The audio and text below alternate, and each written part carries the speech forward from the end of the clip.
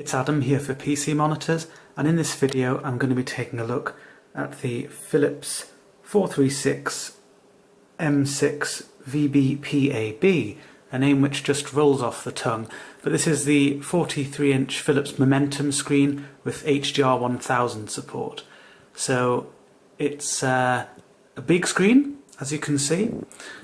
That's my keyboard there, that's the phone, just to give you an idea of scale. My mouse, very large, quite overwhelming on the desk. So the screen size is sort of one of the main things, and it's a real draw for some people. Some users really enjoy having a screen of this size, and Philips do actually specifically call this a console gaming monitor, so that's kind of what their marketing is edging towards on this one. That doesn't mean you can't use it as a PC user. I mean, I'm not using it with a console, I'm just using it with a PC myself, but do be aware that it is a large screen, so it is quite an imposing thing on the desk. But some people really enjoy that, just at sort of desk type viewing distances. I mean, I tend to sit around anywhere between 60 and 80 centimetres from the screen, and I do adjust. I was using a 27-inch screen before, but I do find this screen really immersive, and I do enjoy using it for gaming, watching movies, that kind of thing.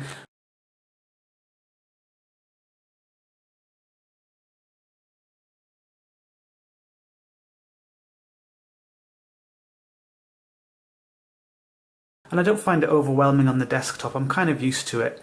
I don't find that I need to keep moving my head around all the time. I can just use my good old eye muscles to move my eyeballs around to see various parts of the screen, so I don't find it overwhelming. But it is certainly a large screen. It's also glossy, and I explore that a bit more in later on in the video. So for those who aren't familiar with my video reviews, and indeed those who are, I do tend to keep them fairly long. They're not as detailed as the written review. You can find a link to the written review in the description of the video, and also information about how you can support the work that we do. But the video review gives me a chance to sort of go through the features and show off the monitor and various aspects of the monitor in a little bit of detail. I'm now going to talk a bit about the external features of the monitor, the most obvious of which is the large glossy screen. This actually has a very mild anti-glare quality to it. It has a very low haze anti-glare treatment, so it is essentially glossy. It has a lot of the clarity and vibrancy you'd expect from a glossy monitor, and has a sort of wet look to the image when it's switched on and you've got a bit of light in your room.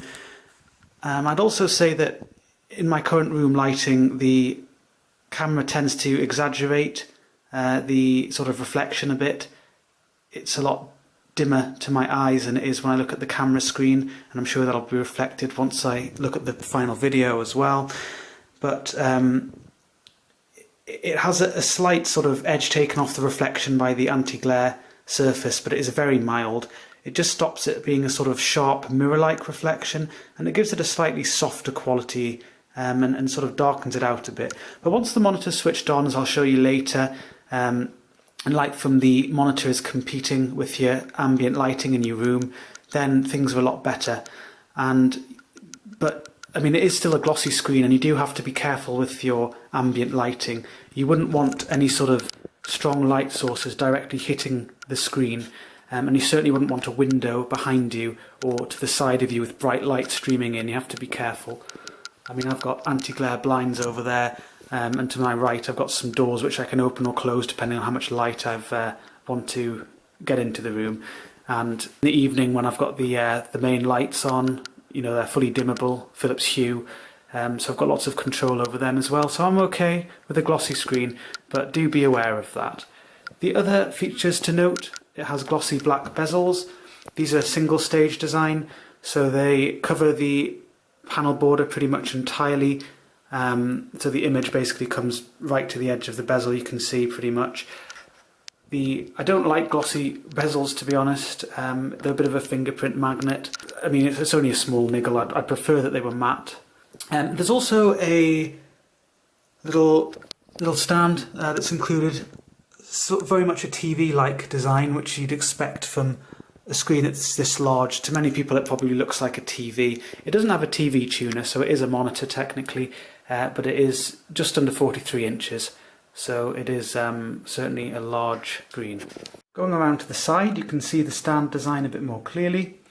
It does allow you to tilt the screen backwards slightly and forwards a very little amount. It doesn't offer you any height adjustment or swivel or anything like that. But as I'll come on to when I look at the rear of the monitor, there are some VESA holes, so you can mount it in a different way if you prefer more flexibility. The monitor's fairly slender given the overall size. At the thinnest point, it does lump out a bit more centrally as well. At the rear of the monitor, you can see that the top bit has nice fingerprint magnet glossy black plastic.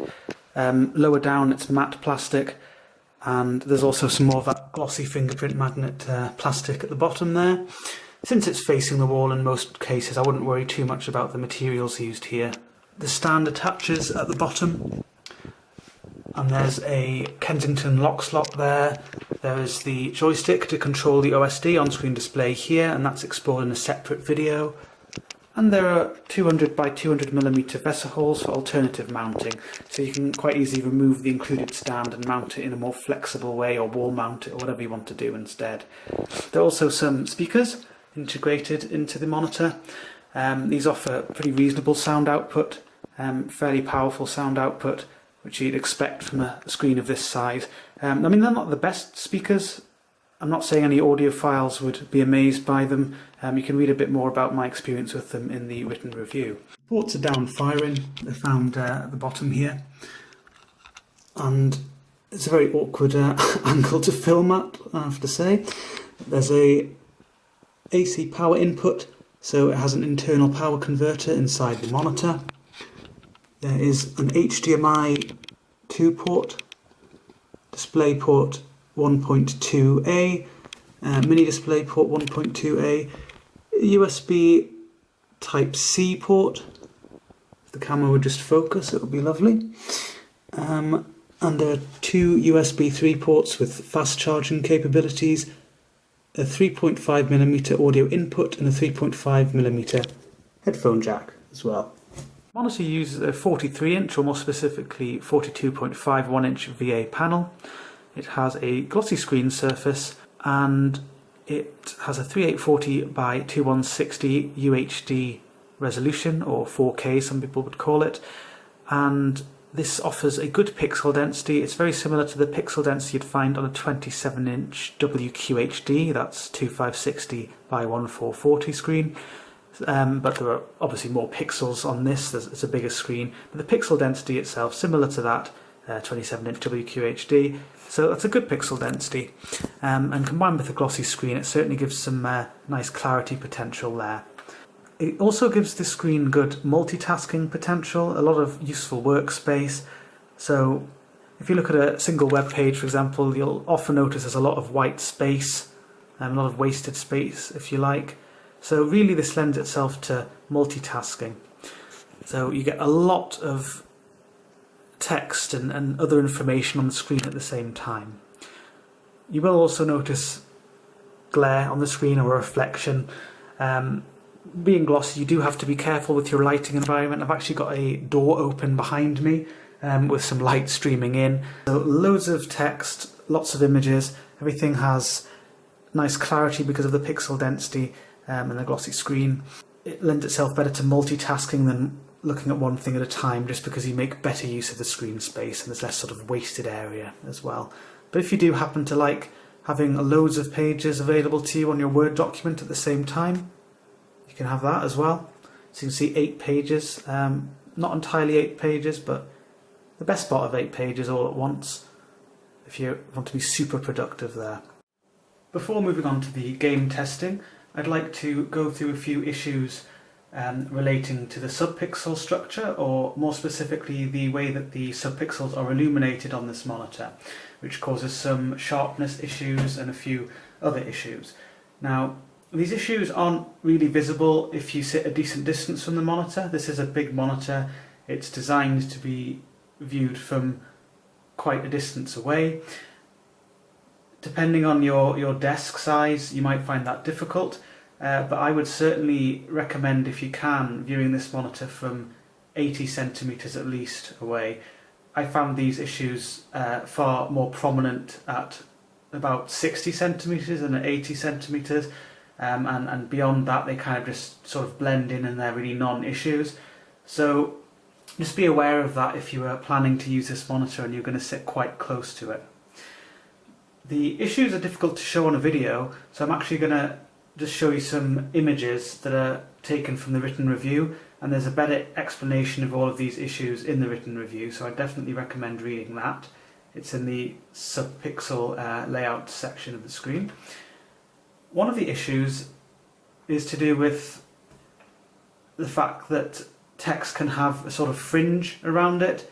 It's not, the pixels on this monitor are very small, and the fringe is usually either 1 pixel or just a few pixels wide, so it's not an obvious thing necessarily, but it is something that I did notice in my testing.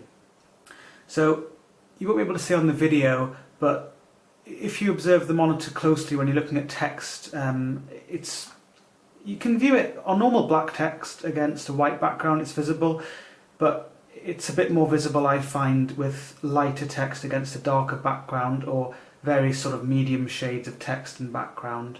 For example, text on the header on my website. What that looks like if you actually zoom in close is this. So it should really be white and then just transition straight to the background, but there's actually a little fringe where you can see sort of red on one side and blue on the other. If you look at across, which is just the X from Windows, it has the same kind of thing. You can see the subpixels immediately to the left are brighter than all the other subpixels, which sort of stands out as a fringe, and on the other side the blues are a bit brighter as well. But again, it's not an obvious issue if you're a decent distance from the screen, but if you're having to sit quite close to it, below 80 centimeters I'd say, then it can certainly be an issue. The other issue, not related to text necessarily, but related to viewing pretty much any shade on the monitor, is that it doesn't display them in a sort of smooth and pure way. It actually has an interlacing pattern, a sort of static dithering if you prefer. And again, it just blends in, so you can't really see it if you're sitting a decent distance from the monitor, but if you're close up to the monitor, this is something you'll possibly notice. So you can see that on this the background here, it sort of looks a bit like it's a magazine print from a fairly low quality printer. It's not smooth, it's kind of dithered in its appearance, it has a kind of mesh appearance. If you zoom in closer, you can see that more clearly, and essentially it's not illuminating all of the subpixels, although it should. For a given shade, it shouldn't really be alternating like this, but this is quite common on VA TV panels in particular. I haven't really seen it much on monitors, but this is a large monitor, and the panel itself is kind of one that's probably shared with TVs, or maybe shared in the future with some TVs as well. So you can see the subpixel structure's a little bit odd, and it gives a kind of woven appearance to the image if you look close up. But it's not really an issue from a decent viewing distance, and really this size of screen and this monitor is designed to be viewed from a bit further away. I'm now going to talk about contrast performance, and I'm running Hitman rather than Battlefield 1 just for a little bit of variety. But essentially the monitor has very good, in fact excellent static contrast. It has a specified 4000 to 1 static contrast ratio, which is already excellent, but I actually measured a little bit beyond that. So the monitor has the ability to display some nice deep dark shades and also some nice bright light shades. The sun, for example, up there looks nice and bright, whereas the dark shaded areas down here look nice and deep. The monitor does have a few weaknesses. I mean, all monitors have some weaknesses in terms of contrast performance. VA panels in general are considered best in that regard because they have such strong static contrast. Unlike IPS panels, they don't have any obnoxious glow. I mean, they do have what may be called VA glow, and that's not really a big issue on this model, especially given the screen size. I didn't really find there's any sort of obtrusive VA glow. There's a little bit of lightening. If you look at dark scenes, a little bit of lightening towards the edges, especially if you're sitting close to the screen. But from a decent viewing distance, and just in general, it's not really a big issue on this monitor. So it maintains a nice depth to dark shades throughout the screen. It doesn't have any IPS glow. TN models, they tend to have a kind of gradient because the perceived gamma changes up and down the screen so much that it appears quite washed out towards the bottom, and dark shades appear much deeper than they should towards the top. Being a VA panel, this model has what's called black crush, and that means that shades which are a little bit lighter than black but still very dark actually appear darker than they should and essentially blend into a black mass. This only occurs if you consider the sort of central region of the screen. If you're viewing the screen centrally but you're observing shades closer to the edge of the screen, this effect reduces significantly. Even more so if you view the monitor from off angle, this effect reduces, and essentially what it means is you lose some subtle details in dark areas. For example, the wheel area there and the wheel arch, it doesn't have the same kind of distinct details that it should have. If you view that same area off angle, you see more details reveal themselves. And actually, if you go far enough off angle, the detail is actually more extreme than it should be. But this is related to the perceived gamma of VA models, and it occurs to some extent on all VA models. Some have less than others. This model has a moderate amount of it, so there's certainly some subtle details which are lost in dark areas, but it's not, I mean, I didn't find it completely extreme. I found that when I was actually playing games, I didn't have a competitive disadvantage because I couldn't see enemies. But if for whatever reason you do find it too extreme, you can actually reduce the gamma mode, at least for games where you find that you want a bigger competitive advantage, and then that would increase the visibility in the dark areas and allow you to see enemies more clearly. I've now brightened up the room a bit so I can talk a little bit about another aspect that's important in relation to contrast, or at least perceived contrast, and that's that the monitor uses a glossy screen surface. It has a very mild anti-glare treatment to it, very low haze anti-glare treatment, and what that means is in the right lighting, for example, a little bit of light in the room or a lot of light in the room, you'll get light striking the screen surface. This gives it a kind of wet, glossy look. It also enhances perceived contrast so that deep shades actually appear deeper and sort of inkier in their appearance. It also, the glossy screen surface with a very mild anti-glare treatment, it also gives a kind of very pure look to lighter shades. They don't have obvious graininess, and it certainly doesn't look like you're looking through a dirty window when you look at the screen, which is nice.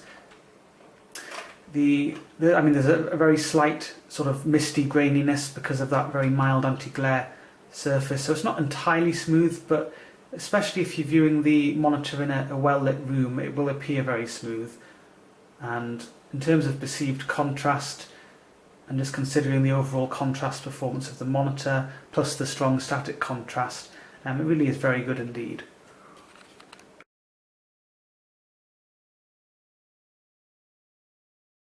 Before moving on to the colour reproduction section using games, or more specifically Battlefield 1 as an example, I'd like to go through the Lagom tests for viewing angle. This allows you to highlight, or allows me to highlight, issues with the colour consistency of the monitor in a way that's more obvious, at least on a video, and well, generally more obvious than in-game. Now, the Lagom text test, it's very typical for a VA model to have a sort of a cone in the centre, where the perceived gamma is very different to the surrounding area. That gives the black crush, which I've discussed in the previous section, and it also gives a different sort of saturation level and appearance to shades. With the Lagom text test, you can actually see that cone kind of move around as you move your viewing position, and the bit you're looking at directly looks a bit more blended on the Lagom text test. It sort of is more blended grey, the text blends into the background more readily, whereas surrounding that there's a kind of red tint. And if you look at solid shades, you can see that the central region is usually quite saturated, whereas areas around that lose a bit of saturation. In this case, I'm not sure how it'll appear on the video, but the sort of regions, especially centrally, which are more of a kind of lilac-y colour than the surrounding areas which have more of a pink tone. And it depends on the shade you're looking at. With the red as well, it's kind of really quite a bright and vivid red throughout, but it has a slightly more, a less saturated and slightly more faded appearance further out. But as far as VA panels of this size go, this isn't actually bad. It doesn't really have the level of colour consistency I've seen on some of the best VA panels, but I'm talking about really monitors which are a lot smaller than this, and it's kind of difficult to compare given the differences in screen size. And as I'll come on to in my game testing, the colour gamut of this model is very good, and that means that even the less saturated areas of the image, they never really look washed out. It does maintain quite good saturation throughout. And the shifts in saturation and gamma and all of this, they're actually more obvious if you sit closer to the screen. If you're sitting further away and you're sitting fairly central, then things look quite nicely saturated throughout as well. And the colour gamut, quite a nice test. Well, obviously measuring the gamut's great, and I do that in the review, but it's quite obvious when you're using a monitor with a fairly wide colour gamut, as this one has, if you look at the green on the Lagom viewing angles test, because it tends to look a lot less yellow than it does. With a monitor that tracks close to sRGB, it has quite a yellowish quality to it. On this it's more of a kind of a pure green with less of a yellow tint. However, there are some shifts in saturation. Again, they become more obvious if you're closer to the screen, and I'm not really sure how it'll appear on the video, but there's a bit of yellowing towards the edge compared to the centre. As I mentioned in the written review, this model offers very good coverage of the DCI P3 colour gamut. Philips specifies just short of 98%, and from what I've seen it's very believable. Compared to the sRGB colour space, content like this is written with sRGB in mind. It's just standard SDR content, standard dynamic range content, but monitors like this, which have a significantly wider colour gamut, display things in a more saturated way. You can see, for example, that the ground looks very rich indeed. It has a bit of a red hue to it, which it ideally wouldn't have, but it's not a really strong red hue, and it doesn't make it look like a kind of Martian landscape.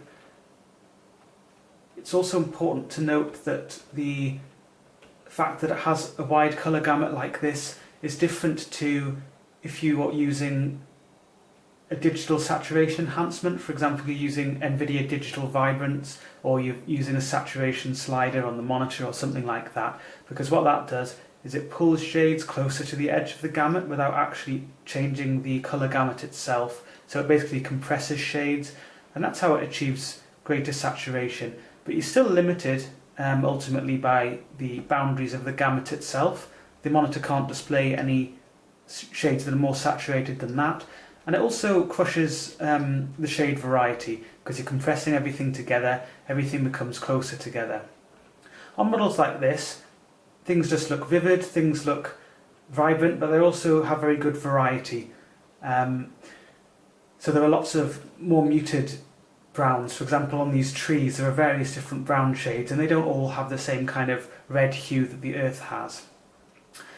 So there's definitely plenty of more muted shades looking appropriately muted in comparison to the more saturated shades. I don't really find the image as unappealing as standard wide gamut models. and by that I mean ones which have an Adobe RGB colour space or track close to that. And that's because the skew of the colour gamut with Adobe RGB basically makes things look a bit cartoonish. It's extreme in the green region of the gamut, which doesn't just affect green shades, it affects lots of other shades as well. But the coverage in the red and blue regions of the gamut are essentially the same as sRGB. So with the skew of the gamut like that, things just look wrong. Whereas on this, yes, they look more saturated than they should, but in my experience, lots of users will like that vivid look. It just gives a sort of vivid, vibrant appearance to the image, extra richness, without looking cartoonish or garish. So that's really quite appealing, I find. The losses in saturation again, centrally shades have greater saturation than they do towards the edge. It's not going to be necessarily so obvious on this. And in fact it's not generally as obvious when gaming as it is when you're looking at solid shade, like in the Lagom text test and the Lagom colours as well. But sensitive users will notice this, especially if you're sitting relatively close to the screen. However, as I mentioned before, even the less saturated areas of the image towards the edge, I feel they still have decent richness anyway, because of the colour gamut, the sort of baseline, if you will, being so good. So overall, the colour reproduction of this is sure to please a lot of users. I should also mention the glossy screen surface helps in terms of giving it a kind of what I call a vibrant pop, or a wet painted on look. So a little bit of light hitting the screen surface is quite common. In this room the lighting's carefully controlled, so there aren't any extreme reflections, but even so there's a little bit of light touching the screen surface, and the image has a kind of a bit like a glossy magazine. It has a kind of a wet look to it, and because of the glossy screen surface, the light is very directly emitted from the monitor, and it doesn't look like there's a kind of, you're not looking at the game world through a window. It has a very sort of pure quality to it as well, and that's the reason some users really like glossy screens like this. I'm now running the monitor in HDR, high dynamic range. This is explored in quite a bit of detail in the written review, so I would definitely recommend reading the HDR section of the written review. But one of the advantages of using HDR, and especially monitors like this that actually properly support it, is that it targets the DCI P3 colour gamut. As I mentioned in the colour reproduction, that's the kind of colour gamut that this monitor has natively, and the game developers are really targeting this rather than sRGB with the content. So what that means is the saturation is toned down where the developers feel it's appropriate. So for example, the earth here has a much more neutral brown tone. It doesn't have that kind of red push. There's still a lovely variety. These are quite sort of dusty looking green shades, but some of the maps have much more lush green shades. So the developers can really push the more saturated shades in where they want them, but have the less saturated elements appear appropriately saturated or less saturated as well. I'm now running a different map so I can show you some of the more saturated shades. You're not going to be able to see what I see firsthand. It's absolutely impossible to show that in a YouTube video. What you see depends on your own monitor, it depends on the processing done by the YouTube video, lots of other things, but essentially the fire from these cannons, the oranges are really very, they have great pop to them, they're very vibrant indeed. The greens of these trees as well have a really lush, deep quality to them, and this is again running HDR. In fact, if anything, these shades actually have more depth than they do in SDR. So, and the green paint here as well looks to me to be nicely saturated. So it isn't the case that everything just looks washed out, it's simply that the developers have more control because they're targeting the DCI P3 colour gamut. The other aspect of HDR, and arguably the most important aspect, is the ability for the monitor to display very bright light shades and very deep dark shades at the same time. This monitor offers support for VESA DisplayHDR 1000, and it's actually the first monitor to be certified as that.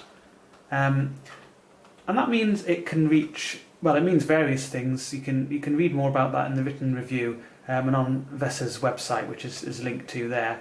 But one of the things is that it needs to be able to output about 1,000 candela per meter squared. And on this model, with the appropriate HDR mode active, I measured above 1,000 candela per meter squared. So the bright elements really do look very bright indeed.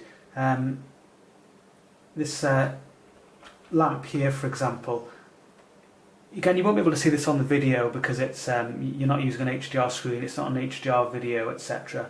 But it really does look extremely bright and eye-catching. Same for this moon up there. However, as I note in the review, the fact that this monitor does have 32 dimming zones, and that's very good, but when it's displaying such high luminances, such extreme luminances, the monitor actually has a kind of a halo around those areas, and it essentially leaches light into the dimming zones which should be off, or should be not off, but should be much dimmer, and that affects the dark areas.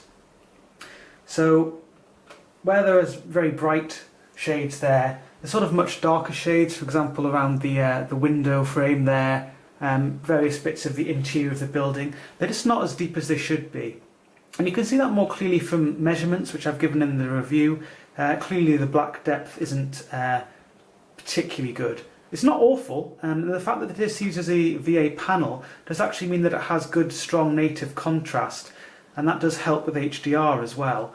So things never really look, I wouldn't say things look flooded, and I'm not trying to put you off using this particular HDR setting, because I know some people will find the bright elements just really eye-catching, but personally I prefer to use one of the other HDR modes.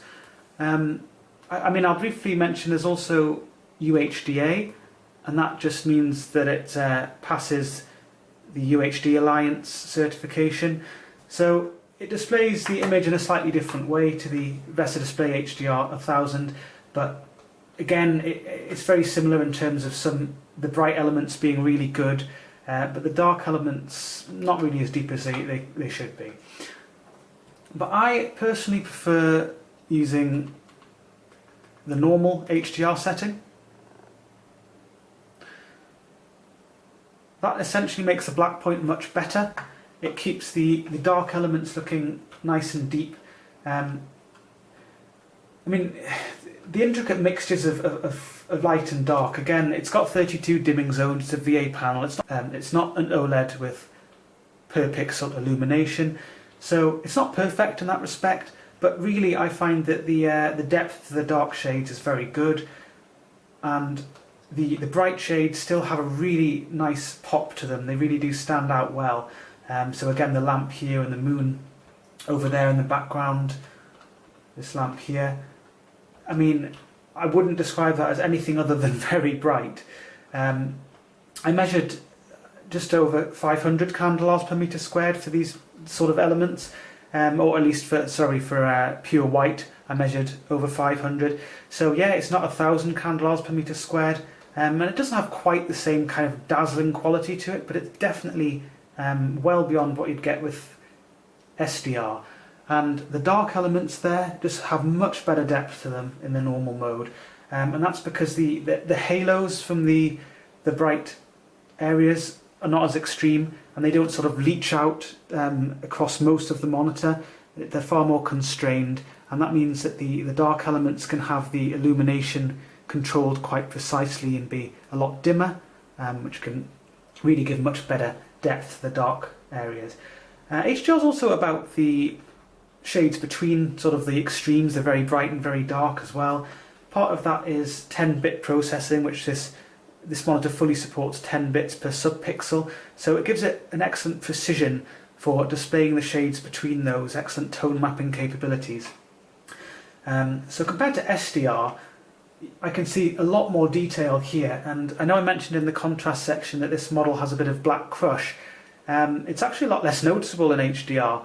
The illumination is very carefully controlled, the tone mapping, etc., very carefully controlled. So the level of detail is actually really good in the dark areas. Likewise, the brighter elements. The moon, for example, on the video it probably just appears like a complete bright blob, but in reality you can actually see various different grey tones and white tones and blue tones, and sort of you can see structures on the moon, craters and that kind of thing. So it's not just a pure blob, it actually has a variety of very bright shades, and that's really good, a lot better than you'd see in SDR as well. So, I mean, to sum up, the HDR performance of this monitor, at least on the normal setting, it's actually one of the best, if not the best, HDR experiences I've had on a monitor. I've tested quite a few different models, including ones with 384 dimming zones with IPS type panels, and I found that the halos and the sort of the disconnect between light and dark shades, the sort of flooding of the dark areas, it wasn't really to my taste, even with the 384 dimming zones. But with this model, I just find the weaknesses far more tolerable, and I find that the HDR experience is really quite solid, and it definitely gives an extra edge to gameplay, and it's a very immersive HDR experience, I find. I'm now running Battlefield 1 again, and I'm going to talk about responsiveness. I'm using one of my favourite scenes for talking about weaknesses in pixel responsiveness. I use this on, well, most monitors, but particularly VA models, because they highlight some weaknesses quite nicely. When it comes to responsiveness, there is a very important concept called perceived blur, and this is explored in some detail in an article on responsiveness on the website, but it's also summarised in the written review as well. But basically there are two main elements to perceived blur.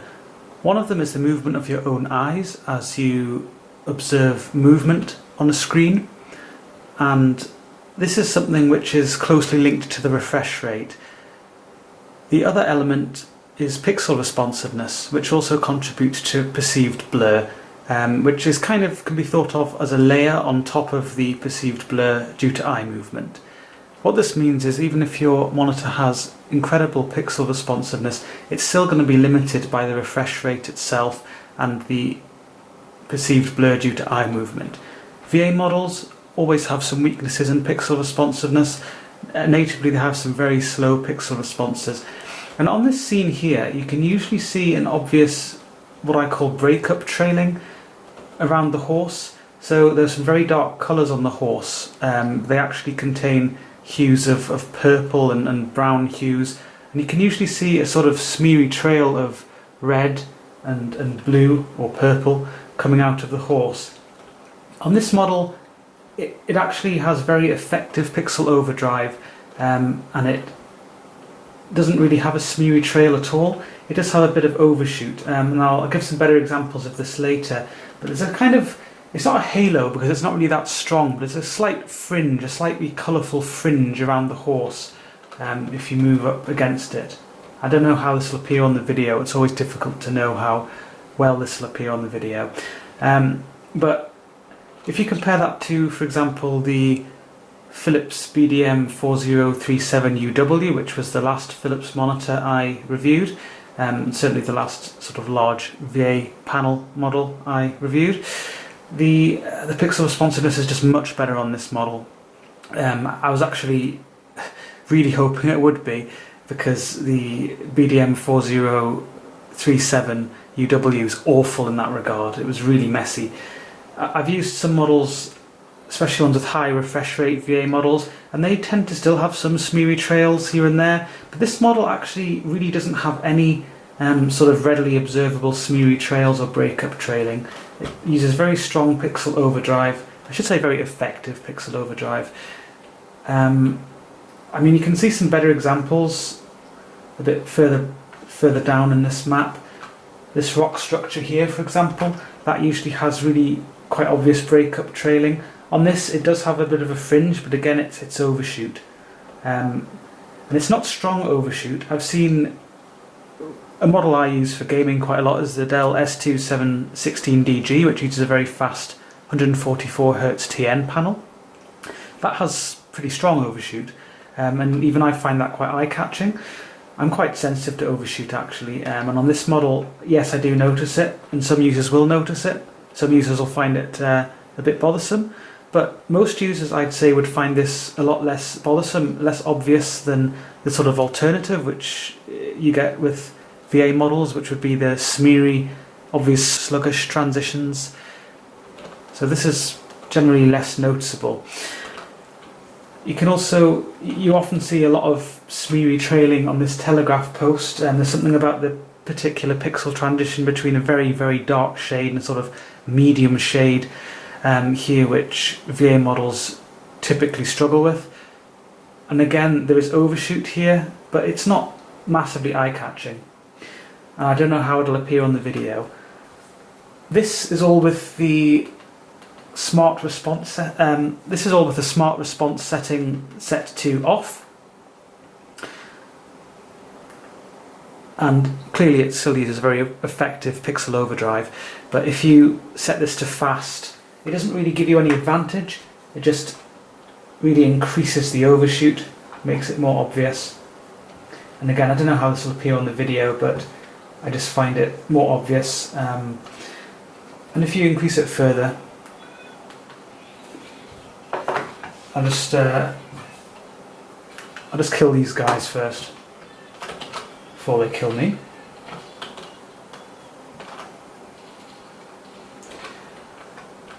So if you increase the smart response setting further, all it's doing again is just increasing the overshoot, and now we're using faster, and the overshoot, you can see it around there. There's a strong halo trailing there, up there as well. And if you really want to assault your eyeballs, you can set this to fastest, which makes the overshoot really bright and disco-like, and you can see around the moon there's an obvious dark trail. Very pretty, but not very useful when you're gaming. So I would definitely recommend just keeping this set to the default option, and that's off. There's absolutely no reason to use anything other than off. You're just doing yourself a disservice. Now, I'm going to briefly mention input lag, because I always forget to mention that. This isn't an issue on this model. You can see the exact figures in the written review, but I essentially measured around 6 milliseconds of input lag. There is a low input lag mode that you can use when you're using HDMI, but it's greyed out and forcibly enabled if you're using DisplayPort, as I'm using now. So with that enabled over HDMI or just using DisplayPort, hardly any signal delay, a fairly low signal delay, so even sensitive users should find that just fine. The other aspect of this monitor is that it supports AMD FreeSync. It quite loosely supports it because it has a very limited variable refresh rate range. I have a confession to make. I'm actually running this with an NVIDIA GPU at the moment, and that's because I had originally recorded this responsiveness section with an AMD GPU, and I did have FreeSync active and I was showing various things with that. Unfortunately, I had my camera settings completely messed up and the video was just awful, so I've had to reshoot this section. But I've got my NVIDIA card in my system at the moment. But to be honest, FreeSync's one of those things you really have to see firsthand to understand and to experience. I can certainly talk about it, but basically when the frame rate drops below 60 frames a second, the monitor will change its refresh rate to match the frame rate. So say the frame rate dropped to 55 frames a second, the monitor would go to 55 Hz. And what this does, compared to the monitor just sticking at 60 Hz, is it reduces stuttering if you've got VSync enabled, and eliminates tearing if you've got VSync disabled. The floor of operation for FreeSync on this model is 48 Hz or 48 frames a second. So if your frame rate dips at all below that, then you just get the usual tearing or stuttering, even if you've got FreeSync active and you're using a proper compatible AMD GPU or system. So it's a bit limited. I'd also mention that the frame rate itself is important as well. If you are running at, say, 50 frames a second, you will notice more perceived blur, and you'll notice a worse connected feel compared to if you're running it at about 60 frames a second, even when you've got FreeSync active. But it certainly is nice to have that lack of tearing and stuttering, and I do notice when it sort of goes below that threshold of 48 frames a second, it suddenly disables FreeSync, and it's kind of a bit abrupt. Personally, I am very sensitive to frame rate, and with or without FreeSync or a variable refresh rate technology, I actually put my NVIDIA GPU in my system because it's more powerful, and I actually prefer setting my game so I can get a pretty consistent 60 frames a second on a 60Hz monitor. I prefer that even over FreeSync with lower frame rates. It's just a personal preference. I mean, I personally prefer much higher frame rates and refresh rates than this monitor even supports, but that's just me. To wrap up then, this is a big monitor, just short of 43 inches. So if you're coming from a much smaller screen, this will seem pretty overwhelming, at least initially. I was coming from a 27-inch screen, and I was also using some 23.6-inch monitors just before this one. And initially, when I had this monitor on my desk, it felt pretty overwhelming, but I did soon adapt to it. And after a few days, I'm absolutely fine with the size, and I find the experience really immersive for gaming, watching movies, and absolutely fine for the desktop as well.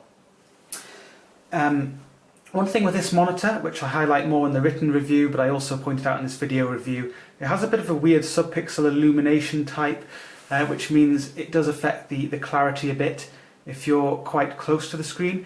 But I found, again, after a few days, I got more used to this, and especially if I was able to use the monitor from sort of 80 centimeters plus, I didn't really find this bothersome. And really, this monitor is very large, and it's designed to be used from sort of a decent viewing distance away anyway. It has a 4K UHD resolution, so that gives a pixel density which is similar to a 27-inch WQHD or 2560 by 1440 model. So it's not supreme in terms of pixel density, but it's really quite good still. It gives a nice level of clarity to the image, a nice level of detail. It gives you plenty of desktop real estate to play with or to work with as well, so that's good. Many users, I think, would find this combination of screen size and resolution nice. It also has a glossy screen, so you have to be more careful with your room lighting than you otherwise might be if you had a matte screen surface. It does have a very mild matte anti-glare treatment to it, but it is very much a glossy screen still. So if you've got the lighting condition in your room appropriate for a glossy screen, you'll enjoy the benefits in terms of clarity and vibrancy potential there, and the sort of wet look it gives to the image is really nice as well. That helps the perceived contrast. It also helps with the sort of smooth look to the image and that kind of thing. The contrast performance of this monitor is really quite solid. It offers good, strong static contrast. It has a nice sort of inky depth to dark shades, and brighter shades stand out nicely as well. It doesn't have any major problems with VA glow, a bit of black crush, that kind of thing. You sort of expect that to a degree on VA models, especially when they're this size. But nothing really stand out in terms of weaknesses for contrast. It really gave a strong contrast performance overall. Colour reproduction, as with any VA model, there's a bit of sort of weakness in terms of colour consistency. I wouldn't necessarily recommend this for colour critical work for those reasons. There's sort of distinct gamma shifts across the screen, and shades lose a bit of saturation towards the edges and bottom of the screen. But overall, definitely gives a vibrant image, really good vividness. The colour gamut really helps with that. It offers very good DCI-P3 coverage. HDR, obviously a headline feature of this monitor, high dynamic range. I've used plenty of monitors with HDR. Sometimes they really fall short of my expectation. Other times they're sort of pretty much in line. Sometimes they exceed it slightly. This model, I'd say, slightly exceeded my expectation with HDR. I didn't expect it to be perfect because it's an LCD monitor, and I'm fully aware you don't have per pixel illumination, and it doesn't come with hundreds of dimming zones or thousands of dimming zones, and that would obviously be ideal. really an OLED, OLED, or thousands and thousands of dimming zones is really where you want to be. This model has a 32 dimming zone backlight solution, but because it has a VA panel with strong native contrast, that'll actually work really well.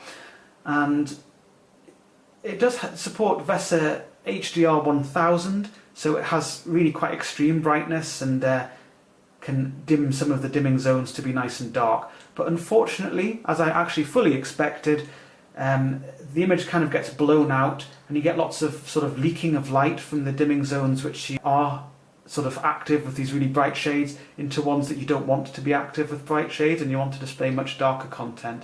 And that kind of messes up the image and it doesn't look very nice. However, with a more constrained normal HDR setting, as it's called on this monitor, still gives a really nice sort of peak luminance of just short of, I think it was 600 candles per meter squared, so definitely bright, still an HDR-like brightness, but it keeps the dark areas looking much nicer. The black depth are really good, and this is simultaneously whilst displaying those really bright shades, so it gives a proper HDR look in terms of contrast, which I found really good. The colour reproduction, again, good DCI-P3 coverage, so that ticks a sort of really good box for HDR in the near term at least, where the DCI-P3 colour space is the aim there. So, yep, solid SDR experience, solid HDR experience. Weaknesses if you're sort of close to the screen. Responsiveness is of course another important area, especially for a monitor that's sort of marketed towards gamers.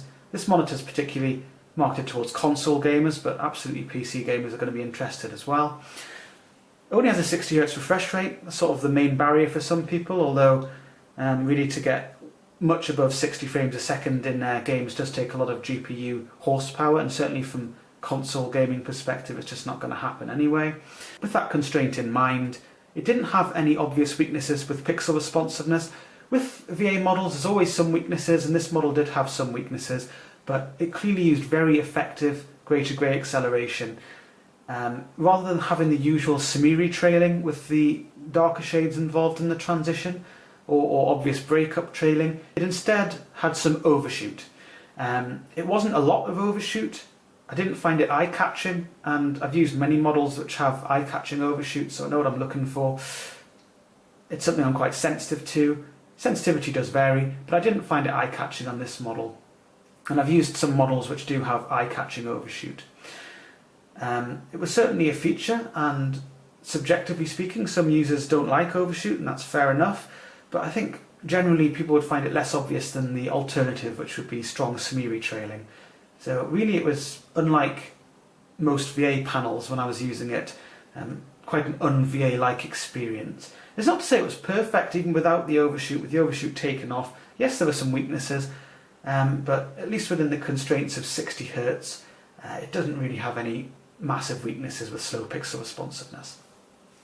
Input lag as well, no problems there. So overall, there's really a lot to like about this monitor. I mean, aesthetically speaking, it might not be to everyone's taste. It's more like a TV than a monitor. The included stand is really limited in its ergonomic flexibility, and it's more like a TV-like stand. Ambiglow feature, well, I quite like it, at least when I'm keeping it at a set colour. I didn't really like it cycling through the colours or changing it depending on the content. I didn't find that very useful. But definitely a lot to like about this monitor. Big screen with lots of exciting features, and I think the price point that they're aiming for, which is around, I think it's 700, 800 Great British pounds, perhaps similar, a little bit higher in dollars, but really for the feature set it has, and the screen size, the resolution, the HDR capabilities, there's really a lot of good boxes ticked for this monitor. So that's really all there is to the Philips 436M6VBPAB, the Philips Momentum HDR 1000 screen if you prefer. Be sure to check out the full review on PCmonitors.info. You'll find a link to that in the description of the video, and also a link to how you can support the work that we do.